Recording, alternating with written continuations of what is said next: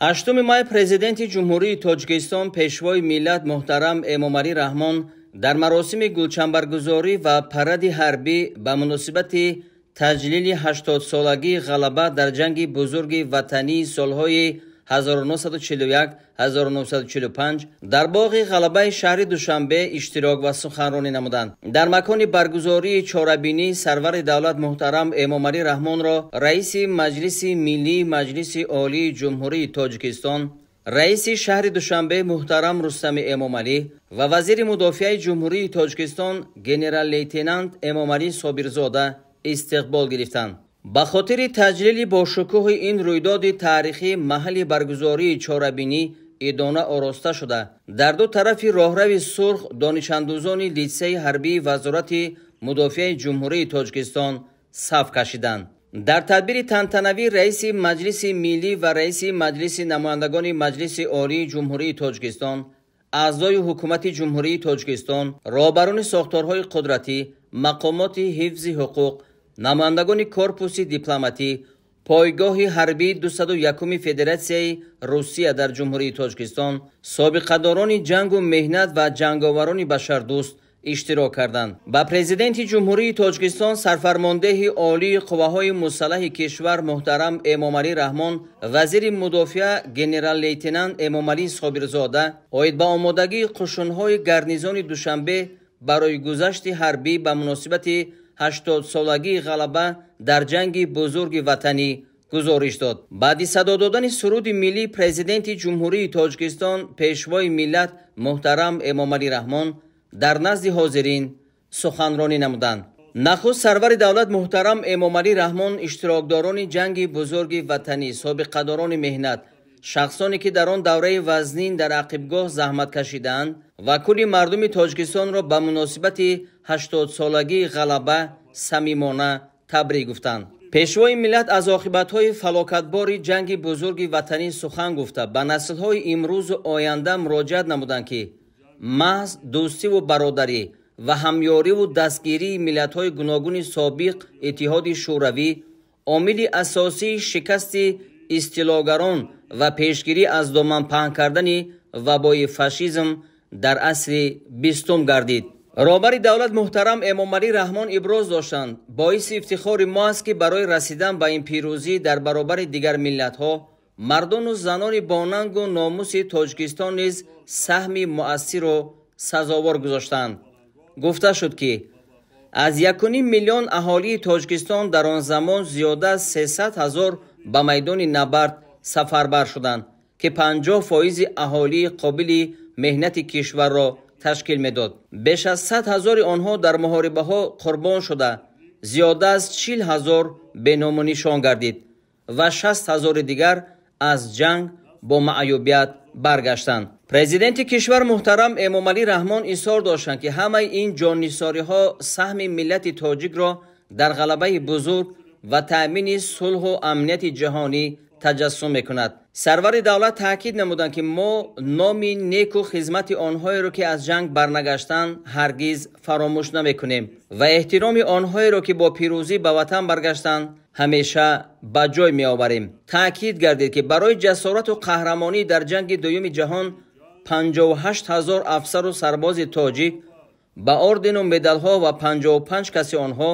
барои мардонагӣ ва шуҷоат ба унвони баланди қаҳрамони иттиҳоди шӯравӣ мушарраф гардонда шуданд. роҳбари давлат саҳми ақибгоҳро дар ноил гардидан ба музаффарият дар ҷанг беназир арзёбӣ намуда иброз доштанд ки беш аз 45 000 сокини Тоҷикистон ба корхонаҳои саноатии минтақаҳои дигари иттиҳоди шӯравӣ фиристода шуда, қисми зиёдашон аз он ҷойҳо ба ҷанг сафарбар гардиданд. ҳамчунин солҳои ҷанг зиёда аз 100 000 занону кӯдакон ва пиронсолон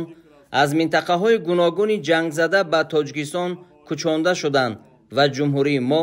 барои онҳо хонаи дуюм гардид. таъкид шуд ки ҳамаи захираҳои инсонӣ ва моддиву техникии ҷумҳурии мо барои таъмин намудани ниёзҳои майдони муҳориба сафарбар гардида буд. мардуми мо дар ҳоле ки худашон гурусна буданд ба майдони ҷанг озуқаворӣ, сару либос و مبلغ میفرستاندند. اظهار داشتند پیشوای ملت. سرور دولت محترم امامعلی رحمان جسارت و دلاوری و متانت و فداکاری افسران و سربازان تاجیک را در دوره جنگ دوم جهان برای خدمتشان حربی قواهای مسلح تاجیکستان صاحب استقلال نمونه عبرت نامیدند. پرزیدنت کشور تاکید نمودند که فضای آرام و آسوده امروزه کشور با نرخ بسیار گران به دست آمده است و حمایه آن حالا همچون وظیفه پرمسئول و با شرف به ذمه خدمتشان نظامی واگذار گردیده است. ضمن سخنرانی در چهاربینی تنتنوی پرزیدنت کشور محترم امامعلی رحمان از عاقبت‌های خرابی‌آور جنگ تحمیلی شهروندی، خدمت‌های تاریخی و جانثاری‌های فرزندان صادق وطن بهر برقرارسازی حاکمیت کنستیتوسیونی نیز اندیشه‌رانی نمودند. در این رابطه تاکید گردید که حفظ وطن و حمایت حیات آسایشته مردم در هر دور و زمان برای هر یک شهروند آگاه و صاحب وطن و جوانمردان باننگ و ناموس وظیفه مقدس و پرشرف به حساب می رود. رهبر دولت محترم امامعلی رحمان همچنین توجه اشتراکداران پرد حربی را به وضع بسیار مرکب و پیچیده سیاسی جهان معاصر جلب نمودند. پیشوای ملت از افسران و سربازان طلب کردند که هوشیار باشند و زیرکی سیاسی را از دست ندهند، سطح کسبیت و آمادگی جنگی خود را منتظم بلند بردارند، نمونه رعایت قانونیت و ترتیبات و انتظام حربی باشند. پرزیدنت کشور محترم امامعلی رحمان از پیشنهاد خود اوید به اعلان کردن 10 ساله تحکیم صلح به خاطر نسل‌های آینده در اجلاس 79 مجمع عمومی سازمان ملل متحد یادآور شده مساعدت به تأمین صلح و ثبات و حیات آسایشته در پهنای عالم را یکی از هدفهای اساسی سیاست خارجی دولت ما ارزیابی نمودند. در فراورد سخن پرزیدنت جمهوری تاجیکستان محترم امامعلی رحمان با اطمینان ابراز داشتند که مردم صلح‌پرور تاجیک با شکرگزاری از استقلال و آزادی، صاحب وطنی و صاحب دولتی و ثبات کامل کشورمان من بعد نیز برای حفظ و گرامی داشت این نعمت‌های بزرگ و به خاطر نسل‌های آینده ما سعی و تلاش بیشتر به خرج می‌دهند. پس از انجام سخنرانی رهبر دولت محترم امامعلی رحمان برای پاسداشتن خاطره افسران و سربازان و آنهایی که جان خود را برای پیروزی در جنگ بزرگ وطنی نثار کردند تحت نوای موسیقی مراسم گلچنبرگذاری برگزار شد. نخست پرزیدنت جمهوری تاجیکستان پیشوای ملت سرفرمانده عالی قواهای مسلح کشور محترم امامعلی رحمان در نزد آتش جاویدان گلچنبر گذاشته خاطره نیک قربانیان جنگ را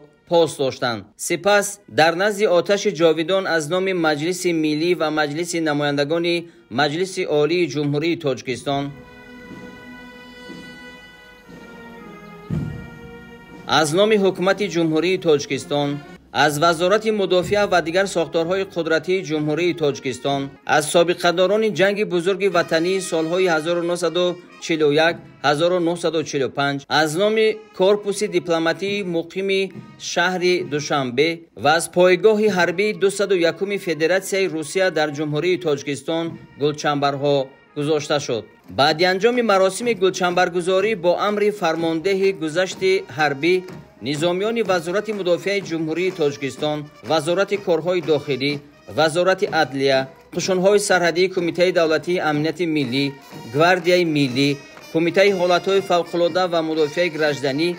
و پایگاه حربی 201 فدراسیون روسیه در جمهوری تاجیکستان به مناسبت 80 سالگی غلبه در جنگ بزرگ وطنی در گذشت حربی اشتراک کرده با قدمزنی متنتن از نزد سرفرمانده عالی قواهای مسلح جمهوری تاجیکستان و دیگر شخصان رسمی گذشت نظامی انجام دادند.